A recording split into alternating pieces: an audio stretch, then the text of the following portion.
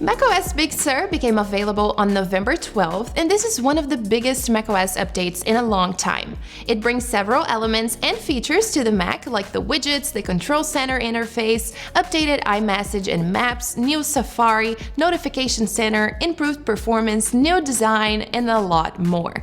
In today's video, I'll be showing you its biggest new features. Before we get started, don't forget to give me a thumbs up and subscribe to the channel if you haven't already. So starting off, macOS Big Sur definitely brought the biggest design update to the Mac. Also, this is the first macOS 11, which is a big thing since we are on macOS 10 point something for 19 years. And talking about the design, one of the first things that you notice is the menu bar.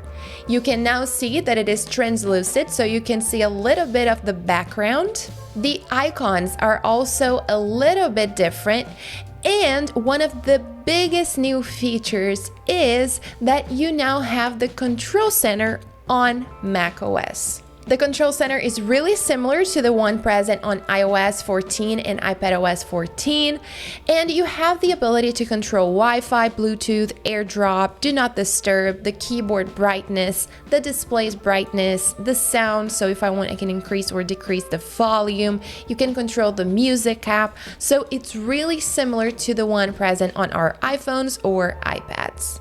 The new update also brings a new notification center where you have group notifications, which is amazing because everything seems a lot more organized. And you also have widgets on the Mac, which is also similar to iOS 14 and iPadOS 14. And macOS Big Sur also brought a new feature to system preferences, which is called battery. So here you have more information regarding battery life on your Mac, and you have the usage history, battery. So here you have the option to control when your display will turn off. You have other options right here. You have the option to choose when to turn off your display when it's plugged in. And you have this schedule option to choose if you want it to start or wake at a certain time. Now, going back to the design, the dock also has a new design.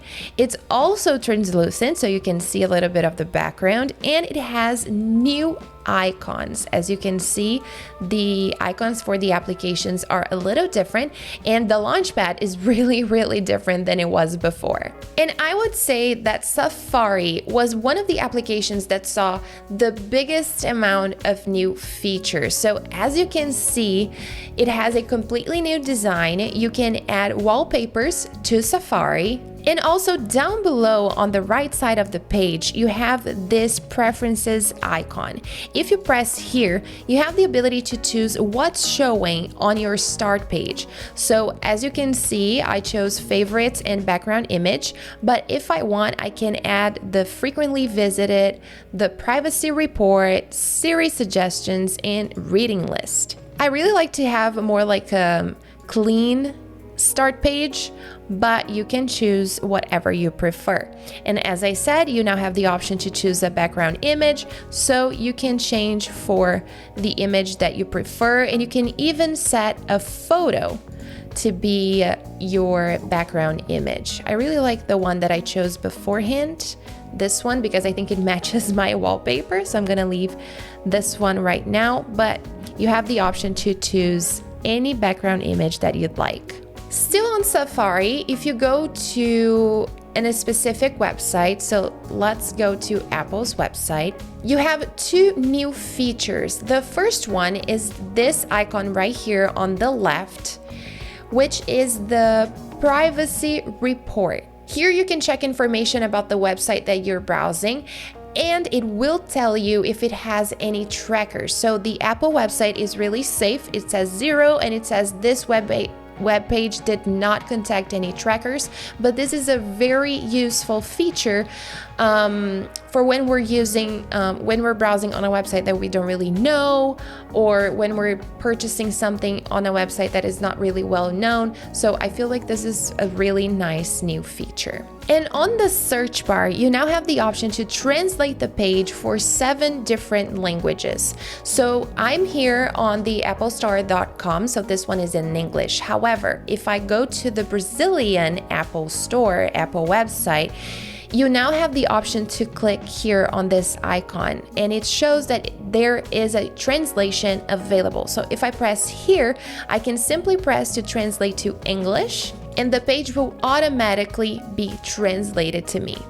And if you love to use extensions on the Mac App Store, you can also now search for extensions. And moving on to iMessage, it is also now similar to the iOS and iPadOS 14's iMessage. So you now have the same features present on your iPhones or iPads on the Mac. So you have the ability to tag a contact if you are talking with friends on a group text. You have the option to pin your favorite chats right here. So as you can see, I pinned Pedro, he's my husband, so I pinned him as a favorite chat.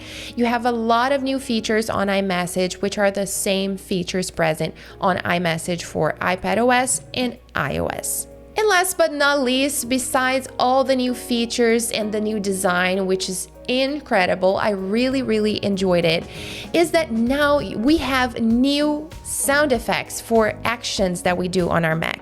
So for example, if you delete a file, you'll have a new sound for that. If you receive a notification, there's a new sound for that. And also, if you missed hearing the startup chime on your Mac, the startup chime is now back, so you don't have to worry about this anymore. And these are a few of the new features on macOS Big Sur. Please let me know what you enjoyed the most down below in the comments, and if you enjoyed today's video, don't forget to give me a thumbs up to help the channel grow, and subscribe if you haven't already. Thanks for watching, and I'll see you guys next time.